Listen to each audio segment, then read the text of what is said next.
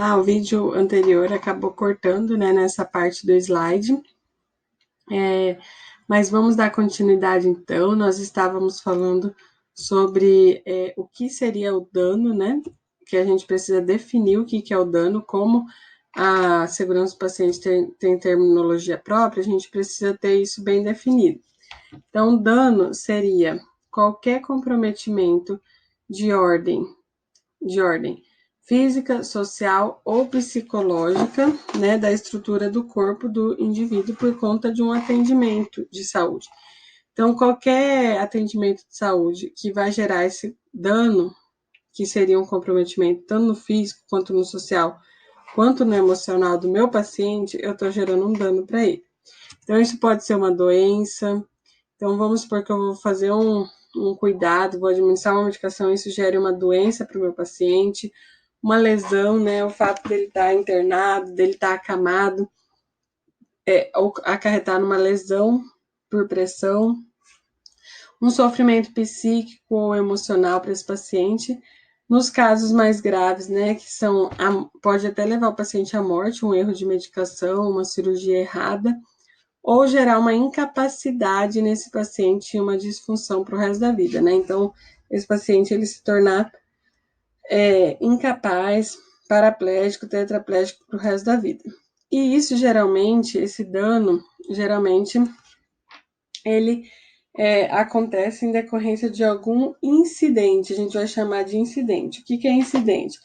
É um evento ocasionado pelo cuidado, então, ao cuidar do paciente, você vai estar gerando, ela está oferecendo esse cuidado, um incidente que pode ser de 4 tipos, a gente já vai definir, tá? Mas a gente vai classificar isso como incidente. Então, tudo que gera qualquer um desses danos, lesão, doença, sofrimento, morte, incapacidade, a gente vai chamar de incidente, porque gerou um dano ao meu paciente. Então, foi alguma situação de saúde que gerou um dano.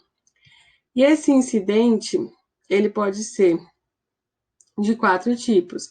Uma circunstância notificável, um near miss, um incidente sem dano, ou posso chamar de incidente com dano ou evento adverso, ok? Então, vamos lá. Circunstância notificável. Então, o que seria essa situação? Eu vou trazer aqui para vocês vários estudos de caso para fazer vocês, assim, refletirem sobre o que é um incidente notificável, o que é o near miss, para vocês tentarem correlacionar essas situações aqui com a prática, ok? Então, vamos lá na primeira situação. Você é enfermeiro lá do Serviço de Urgência e Emergência, e lá na sala onde você recebe o paciente, você percebe, vai conferir os materiais, que está faltando todos os itens pediátricos. Então, tem lá ambu de adulto, tem uma lâmina de laringoscópio de adulto, mas não tem pediátrico. Então, você percebeu que está faltando lâmina pediátrica, ambu pediátrico, pá de desfibrilador pediátrica. Então, qual que é essa situação? Se você receber um paciente pediátrico lá na sala de emergência, você vai conseguir fazer um atendimento de qualidade faltando todo o material?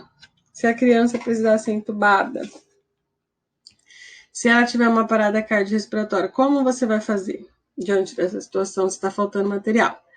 Então, como é responsabilidade do enfermeiro também a conferência, né, desses materiais e tá buscando a provisão disso, você vai notificar esse incidente. E qual que é o nome desse incidente? Então, nós falamos lá, circunstância notificável, near miss, incidente sem dano e incidente com dano ou evento adverso.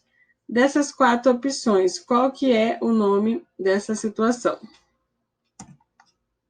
Circunstância notificável. Por quê? Porque chegou a acontecer um dano para o paciente? Não, o paciente não chegou, mas é uma circunstância em que, apesar de não ter chegado nenhum paciente pediátrico que morreu por falta de material, isso poderia ter acontecido, não poderia? Poderia. Então, mas por ser uma circunstância que eu notifiquei a tempo e consegui arrumar antes de gerar esse dano, então eu vou chamar de circunstância notificável. E a circunstância notificável, gente, ela é muito importante no serviço de saúde. Por quê? Porque a gente observa que vários materiais, por exemplo, várias responsabilidades do enfermeiro, verificar o carrinho de urgência e emergência, verificar medicamento, se não estão vencidos, os medicamentos que recebe lá para administrar o paciente, verificar se o desfibrilador está funcionando, que esse teste deve ser feito diariamente, né? Inclusive, deve ser feito o teste e a assinatura do responsável que fez o teste. Então, são várias situações ali que eu preciso estar fiscalizando. Então, essa situação é importante. Vamos para o próximo estudo de caso. Uma criança na UTI em alimentação enteral e catéter central de inserção periférica, o PIC. A enfermeira conecta a alimentação enteral no catéter, mas ela reconhece o erro antes de infundir a alimentação e consegue corrigir a tempo sem causar dano à criança internada. Dá um tempinho para vocês pensarem que situação é essa.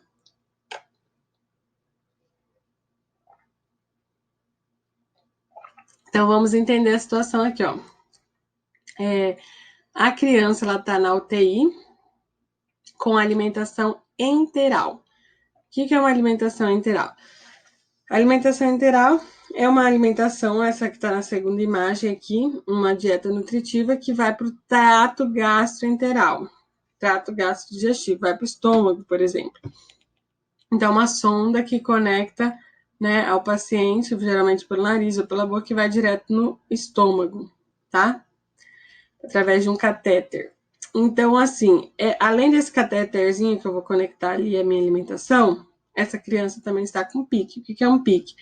É um catéter central que vai direto no coração, só que de inserção periférica. Geralmente ele é inserido no braço. Então, colocou no braço, mas é um fiozinho que vai, um catéter, né, que vai direto no coração. Então, tudo que você infundir, soro, medicação, vai tudo direto para o coração.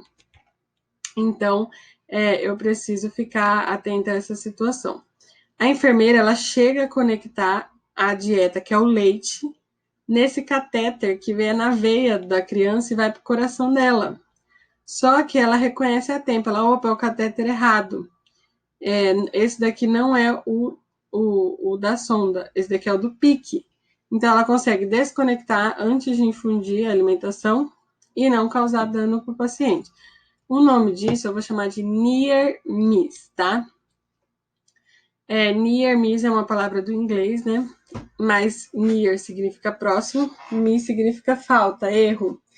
Então, seria próximo ao erro. Então, essa situação gerada, esse incidente, foi uma situação que chegou próximo de provocar um erro, um dano, né, para o meu paciente. Mas você conseguiu corrigir a tempo.